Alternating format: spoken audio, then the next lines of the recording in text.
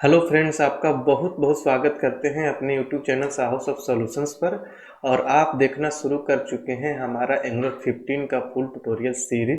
दोस्तों, जैसा कि सीरीज के पिछले वीडियो हमने प्रिज्म और वाइट स्पेस के बारे में हमने देखा, और आज का वीडियो आपके लिए बहुत ही इम्पोर्टेंट है, जिसमें हम ये देखने जा रहे हैं कि व्यू प्रोवाइडर का क्या कंसेप्ट है। ये कंसेप्ट आपको जरूर जानना चाहिए अगर आपको अच्छे से कॉर्पोरेट लेवल का काम करना है। तो अगर आपके पास नॉलेज नहीं है, फिर भी बहुत सारे डेवलपर इस काम को कर लेते हैं, लेकिन अगर आपके पास नॉलेज इसका है तो आप अपने एप्लीकेशन के परफॉर्मेंस को इन्हांस कर सकते हैं। कैसे, इसके बारे में आपको वीडियो में हम बताएंगे कि किस तरीके से ये हमारे एप्लीकेशन के परफॉर्मेंस पर डायरेक्टली इफेक्ट डालता है। तो चलिए चलते हैं, स्टार्ट करते हैं इस वीडियो ट्यूटोरियल को। और इस वीडियो को आप बिना स्किप किए केयरफुली डीपली डेमो के साथ देखिए, इसको समझिएगा और डेमो करके देखिएगा भी साथ ही साथ। तो चलिए चलते हैं, स्टार्ट करते हैं। तो हम देखने वाले हैं व्यू प्रोवाइडर्स के बारे में। देखिए, व्यू प्रोवाइडर्स एक कंपोनेंट का मेटा डेटा है। जैसे आपको पता है कि एडिट कंपोनेंट के बहुत सारे मेटा डेटा हैं, जिसके अंदर हमने selector, template URL, style star URL, preserve white space, ये सब कुछ हमने देख लिया। अब हम देखने जा रहे हैं व्यू प्रोवाइडर। देखिए, स्टार्टिंग के जो 5 मेटा डेटा हैं उसी पर बहुत सारे लोग अपना काम कर लेते हैं, लेकिन ये सारे जो मेटा डेटा मैं बता रहा हूँ ये आउट ऑफ स्कोप है, आपको जानना चाहिए। बहुत सारे डेवलपर को नहीं आता, अगर आपको आता है तो आपका प्लस इम्पोर्टेंस ज़्यादा रहेगा और आपको सामने वाला को लगेगा कि आपने बहुत ही डीपली काम किया है। देखिए, व्यू प्रोवाइडर का यूज तब हम करते हैं जब हम किसी क्लास को कंपोनेंट लेवल का कर देते हैं। देखिए, बहुत ही बड़ा लॉजिक छुपा हुआ है जब मैं बोल रहा हूँ कंपोनेंट लेवल का। देखिए, कोई भी क्लास आप क्रिएट करते हैं तो उस क्लास को दो तरीके से यूज किया जा सकता है। एक तो तरीका आपका ये हो गया, उस क्लास को आप मॉड्यूल लेवल का करके यूज करिए। मॉड्यूल लेवल का किसी क्लास को करते हैं तो उस क्लास का name app module TS file के प्रोवाइडर सेक्शन के अंदर रखते हैं, तो क्लास उस मॉड्यूल के अंदर जितने भी कंपोनेंट है सबके लिए अवेलेबल हो जाएगा।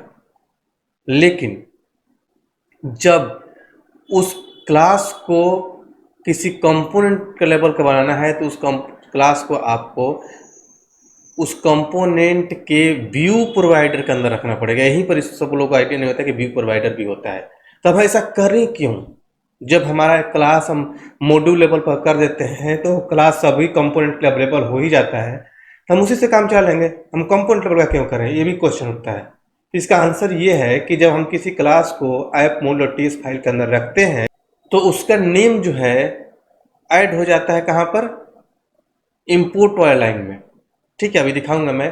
तो होगा क्या कि जब आपके एप्लीकेशन को कोई हीट करेगा तो हीट करते ही आपको मैंने बताया था कि जितने भी इंपोर्ट किए हुए लाइन होते हैं सारे पहले लोड हो जाते हैं।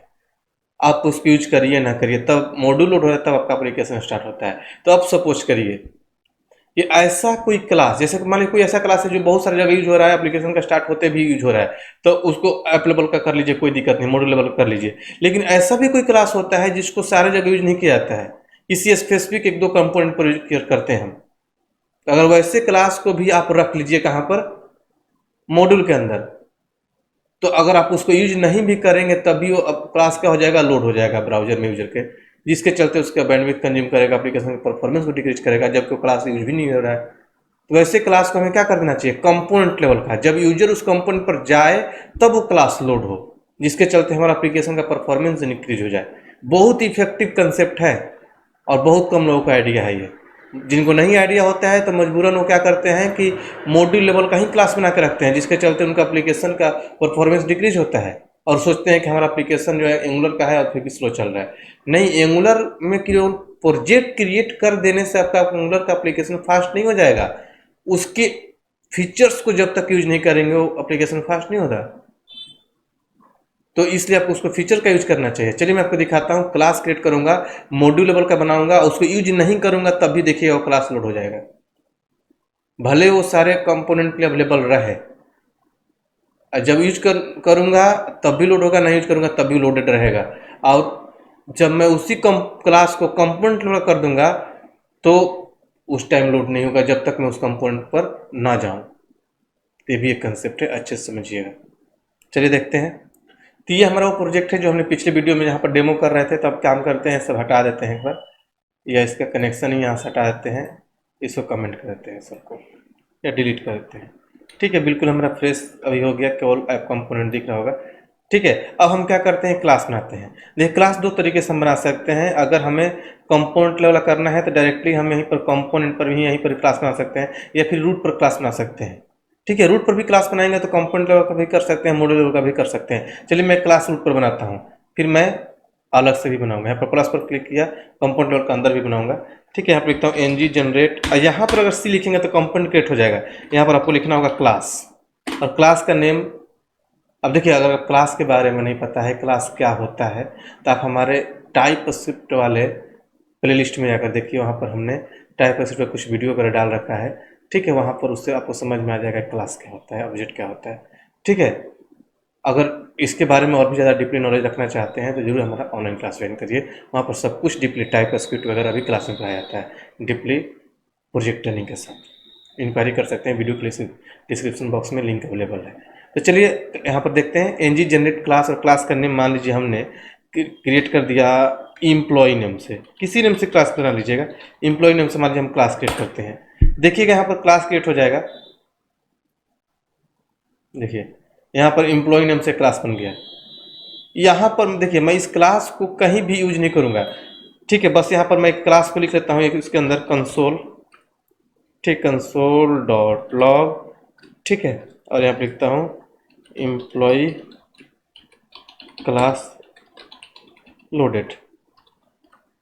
ठीक है, देखिए अभी ब्राउजर में चलेंगे हम तो आपको यहाँ पर लोडेड नहीं दिखेगा, कंसोल नहीं दिखेगा, क्योंकि अभी क्लास को हमने किसी लेवल का नहीं बनाया। देखिए कुछ नहीं दिख रहा है। लेकिन जैसे ही इस क्लास को मैं मॉड्यूल लेवल का बनाता हूँ, तो मॉड्यूल लेवल का बनाने के लिए क्या करना पड़ेगा, app component dot TS file पर इसके प्रोवाइडर के अंदर रखेंगे। ठीक है, और यहाँ पर इंपोर्ट कर देंगे। ठीक है, इसके प्रोवाइडर के अंदर रख लिया तो यहाँ पर इंपोर्ट हो जाएगा। देखिए वो इंपोर्ट हो गया यहाँ पर। ठीक है, तो जैसे इंपोर्ट हो गया तो ये क्या होगा, क्लास, अभी इस क्लास को हम कहीं यूज नहीं कर रहे हैं। अभी इसके अंदर ना मैं कोई मेथड बनाया हूँ, ना इसका कहीं ऑब्जेक्ट बनाया हूँ, कुछ नहीं कर रहा हूँ, बस मैंने क्लास बनाया है।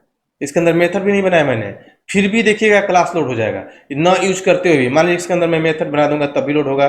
देखिए एम्प्लॉय क्लास लोडेड, ये लोड हो गया। ना ही आप इसका ऑब्जेक्ट बना रहे हैं, ना ही इसको यूज कर रहे हैं, फिर भी ये क्लास लोड हो गया। तो ये तो बहुत ही डिमेरिट वाली बात है, बिना यूज का ही लोड हो रहा है। अगर यही क्लास मैं किसी कंपोनेंट लेवल का कर देता, ठीक है, मैं यहाँ से हटा दूँ। देखिए यहाँ से मैं क्या करूँ, इसको हटा दिया। ठीक है, इसको हट जाएगा यहाँ से। अब इस क्लास का नेम मैं, चलिए स्टूडेंट कंपोनेंट के अंदर रख देता हूँ, यहाँ पर कॉमा लगाकर यहाँ पर व्यू प्रोवाइडर रखना होता है। ठीक है, और इसके अंदर रख दूँ। तो अब इसका इंपोर्ट कहाँ पर मिलेगा, इस कंपोनेंट पर। तो अब देखिएगा ये क्लास लोड नहीं हो रहा होगा। चलिए ब्राउजर में देखिए, क्लास लोड नहीं हो रहा है।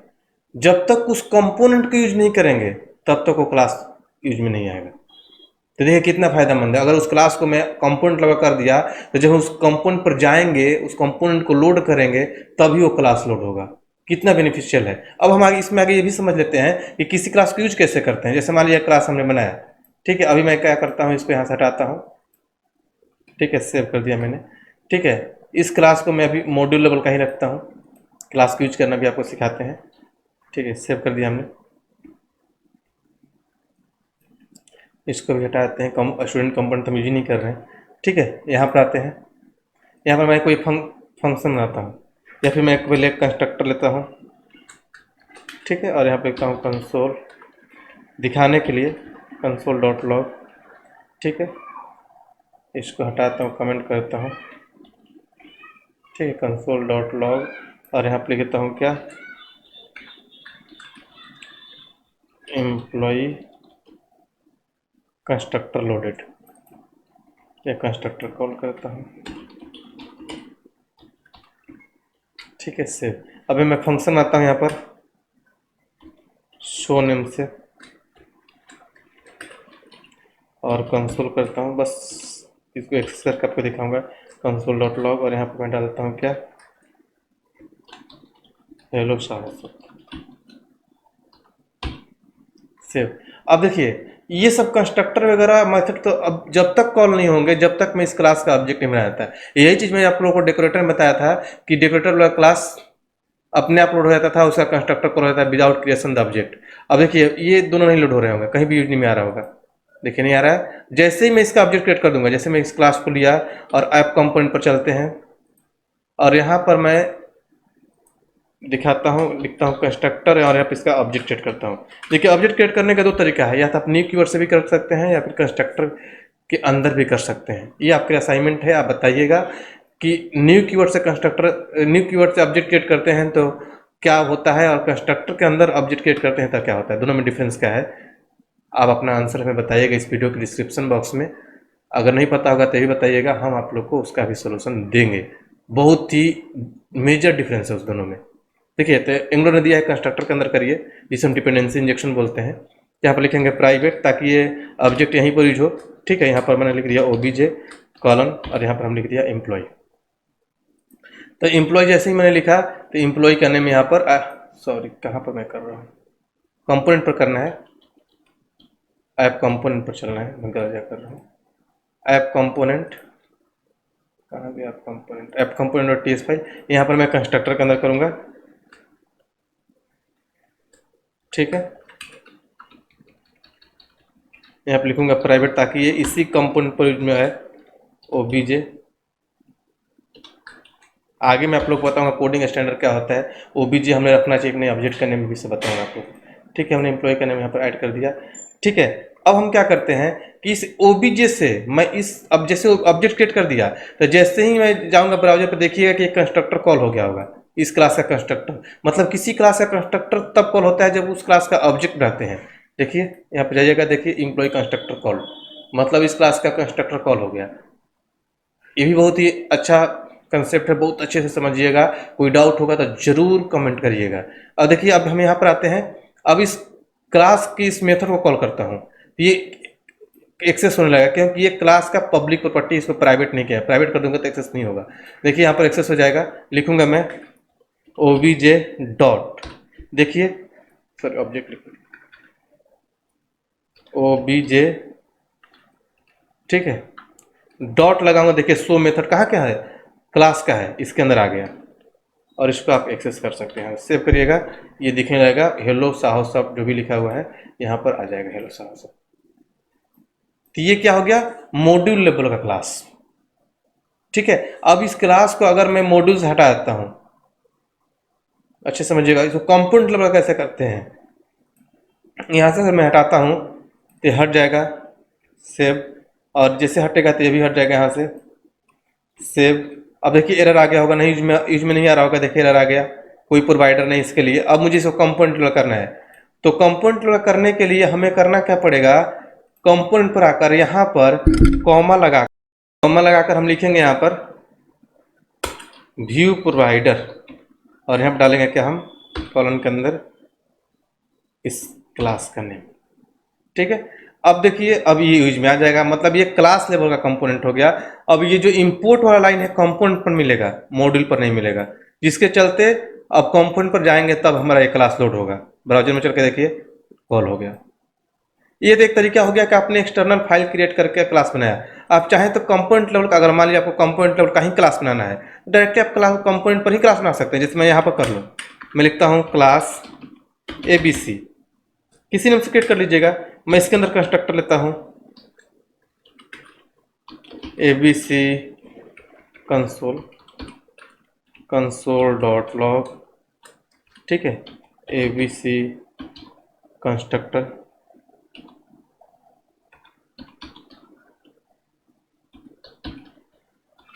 कॉल्ड। ठीक है, एक और मेथड इसके अंदर ले लेता हूँ, डिस्प्ले। ठीक है, फिर इसके मैं अंदर पैरामीटर ले लेता हूँ, नेम।